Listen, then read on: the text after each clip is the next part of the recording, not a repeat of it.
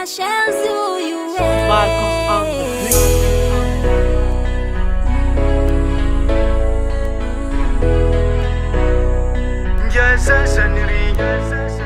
Baniezaka zaho nanambitamby anao fa tsy nahoanao viavy mety hevitra anao tsa hitasolo anao daoko za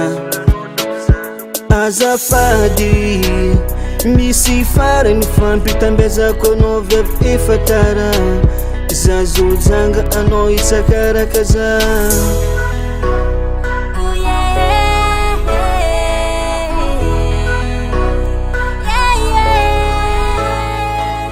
efa nahita nasolanao za zegny natao hoe benavona findra tsaratsara megnatsiny za koa tavela aminazy izy makarakara zaô malaelo anao safera tianao lasan'olon-kafa viavy mety zegny atao fiaragna tsanjara fampitrotrano izany ndraiky anao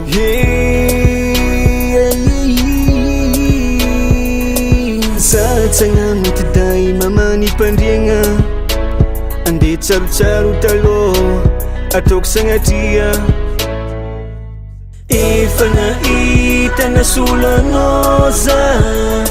zegny natao hoe benavona findra tsaratsara megnatsiny za koa tavela aminazy izy makarakara zaô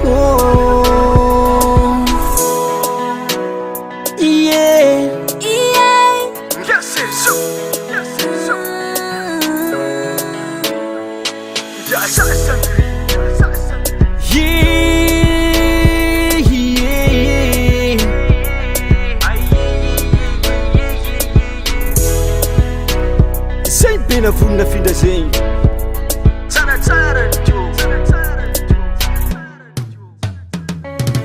efa nahita nasolanao za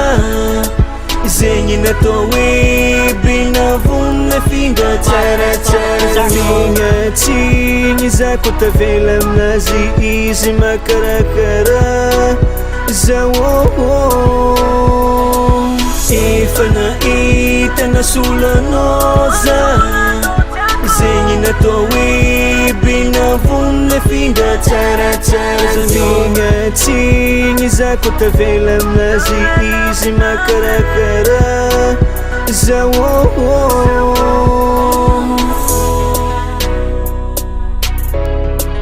Marcos on the beat.